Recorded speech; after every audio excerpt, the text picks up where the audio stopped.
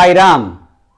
In the year 1975, the Golden Jubilee birthday celebrations of Bhagawan Sri Sathya Sai Baba, our dear Swami, the Sri Sathya Sai General Hospital at Prashantinilayam, Puttaparthi had a new medical superintendent to take care of its day-to-day administration and to spearhead all the activities of the General Hospital.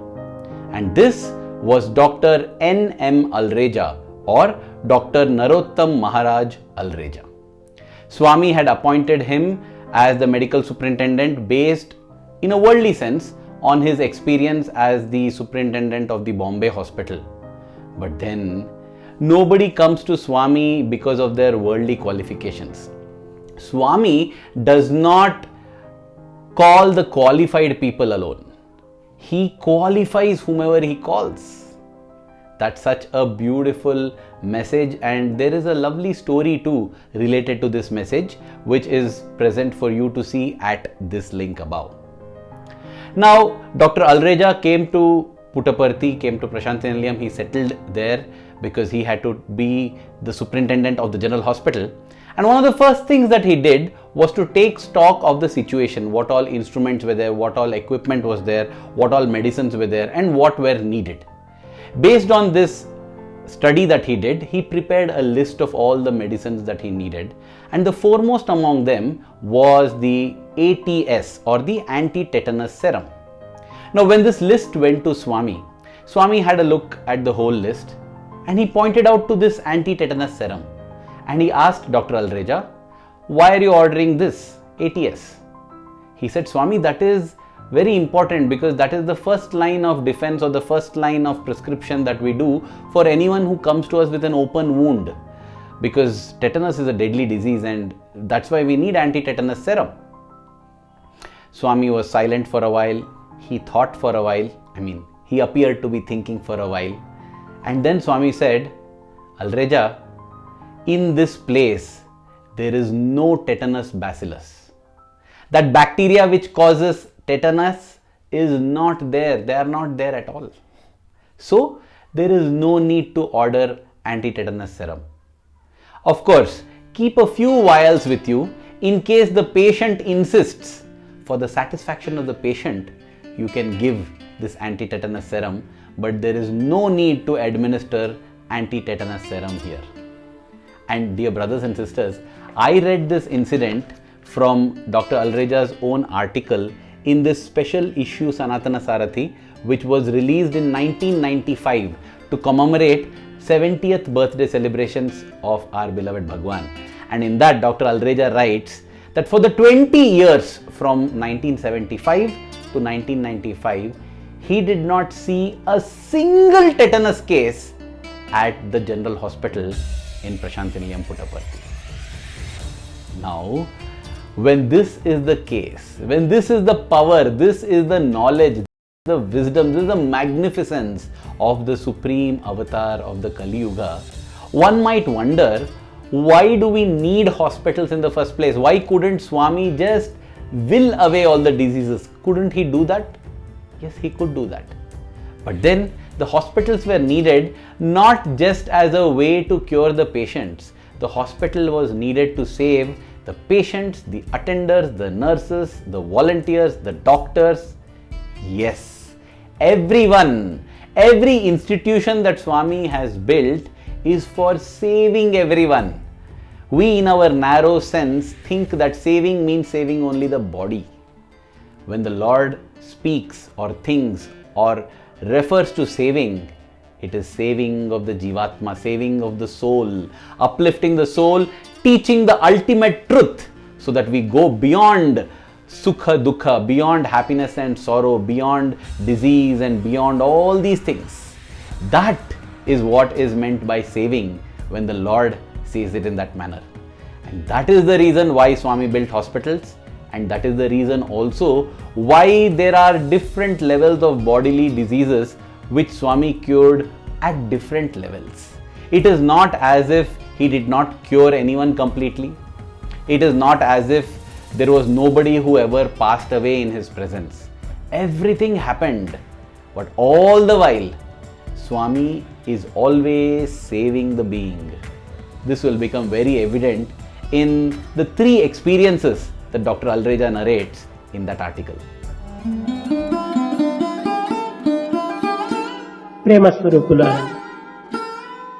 Let me first take the case of the 45-year-old Narayanappa. He was vomiting severely and even blood was coming out in his vomit.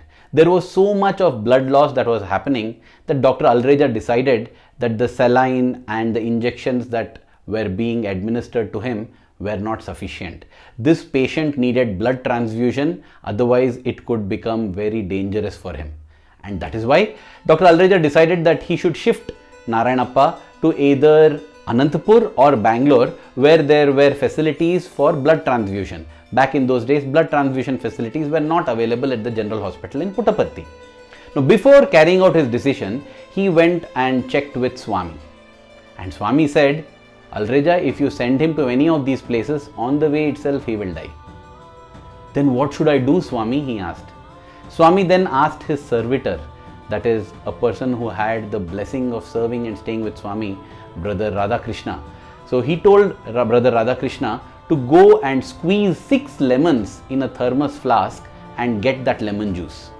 And when that was brought, Swami emptied that thermos flask into a glass. That glass was filled with lemon juice and Swami sipped. He took a sip of that. Then he poured it back into the thermos flask and he gave that to Dr. Alreja.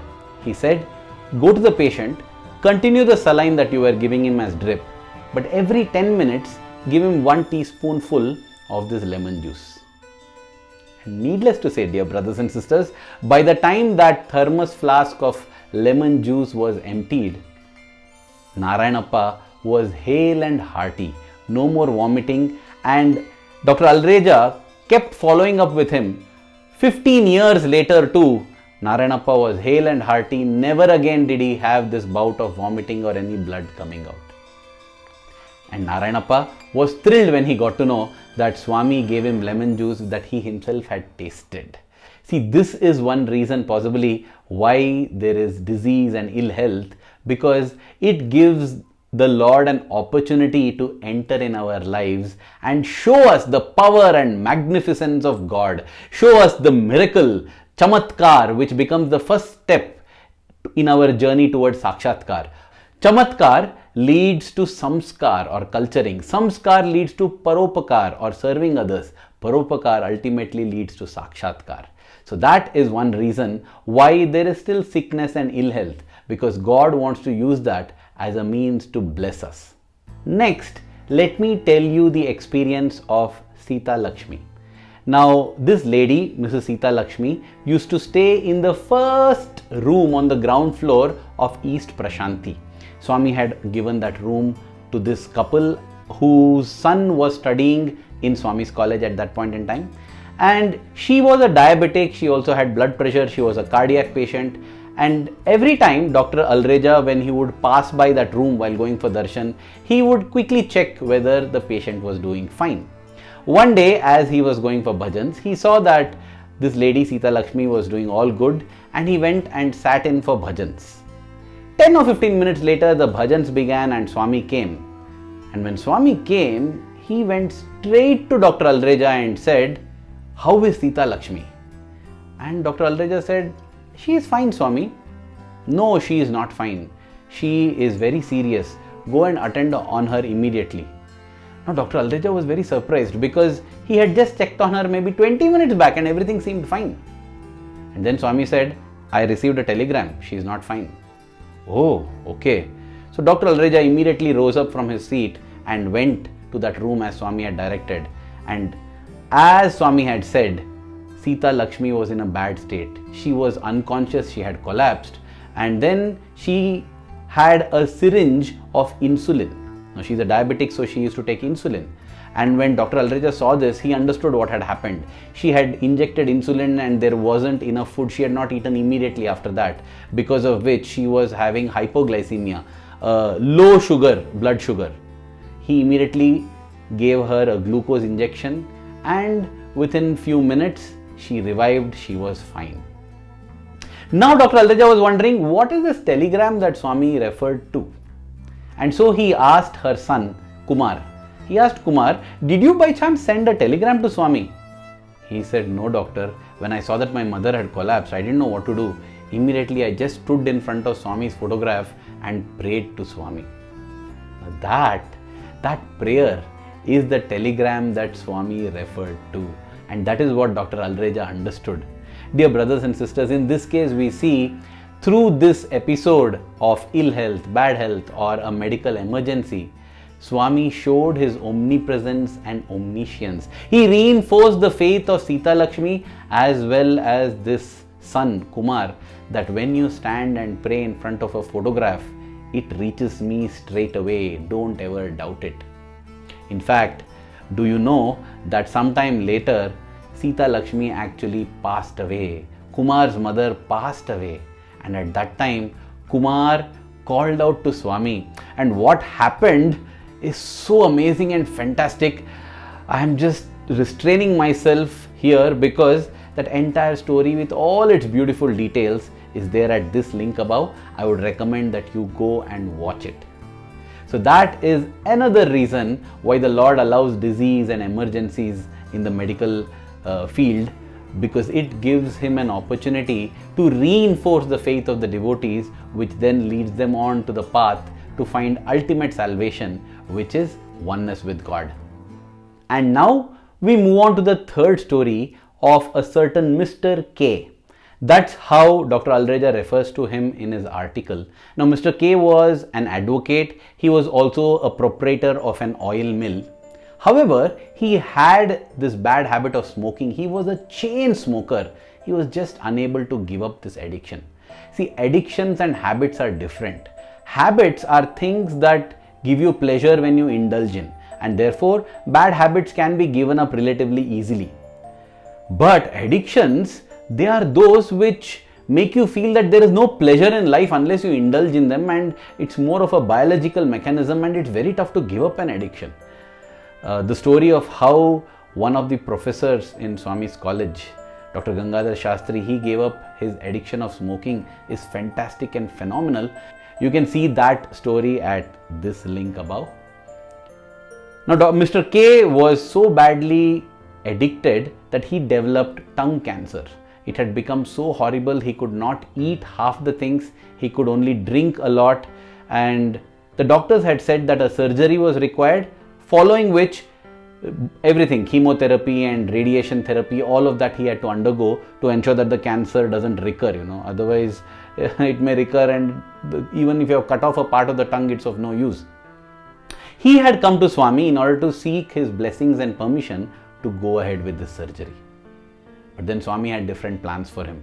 So Swami called him into the interview room, and in the interview room, Swami waved his palm and materialized vibhuti. It was a very black powder, and Swami told him to open his mouth, and he put it into his mouth. And that black vibhuti was extremely bitter to taste. He was not able to even keep it in his mouth, but Swami insisted that he should swallow it. And he swallowed it. Swami blessed him, and Swami said, "Don't worry, everything will be fine." And as soon as he came out of the interview room, and then, much to Dr. Alreja's amazement, this Mr. K tells him, "Let's go to the canteen and have some snacks and tea." How are you thinking of food when you have got tongue cancer? But when they go there, not only does this gentleman have his cup of coffee or tea, he even starts eating the pakodas, which are fried, spicy, savory snacks. He begins to eat them with great relish, and that is when he suddenly realizes that his tongue is not paining at all. He puts his finger inside his mouth and touches the tongue everywhere, and he breaks down there. He breaks down crying, and he tells Dr. Alreja, "I don't have cancer anymore. Look at this." In an instant like this, Swami had just cancelled his cancer. Swami called Mr. K for an interview the next day as well, and Mr. K just broke down in Swami's presence. He said, "Swami, you have given me punarjanma, you have given me another life. I want to dedicate this life only for you. How mistaken I have been, what I have done in my life. I don't want anything. Let me be with you, let me serve you, Swami," he said. And Swami blessed him, and Swami said, "Yes, how would you like to serve? He said, Swami, the Sanatana Sarathi, let me translate it and publish it in the Sindhi language. And Swami blessed him, and he was the first person to start translating and publishing the Sanatana Sarathi in Sindhi, and he stayed with Swami all his life. And Swami told him, this is the reason this whole thing happened, because you had to remember what is most important in life and dedicate your life for the Lord.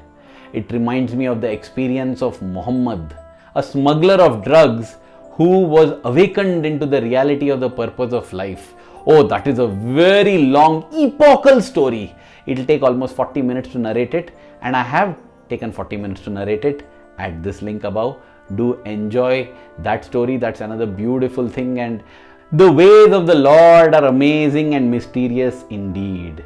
All the rogas or the diseases that we get is because Swami is using them as a means to make us overcome the greatest roga of them all, which is Bhava Roga. The roga of worldliness, the disease of worldliness, the disease because of which we fall in Maya and forget that we are souls occupying a body. We begin to think that we are bodies that have a soul. Our reality is not the body, our reality is the Atma. In order to awaken us to this grand health, all these rogas or disease come. The reason is Swami wants to take us across this Bhava Roga, across this Bhava Sagara, as he promised, Manasa Bhajare Guru Charanam Dustara Bhava Sagara Taranam. The only way to go across this Bhava Roga or Bhava Sagara is when our Manasa or mind focuses on the lotus feet of the Lord. And all these diseases become mere excuses to ensure that we focus our minds on the lotus feet of the Lord. Dear Swami, may our minds be trapped in the cage of your lotus feet forever. And may the love that we have for you in our hearts keep growing stronger every passing moment. Thank you. Jai Sai Ram.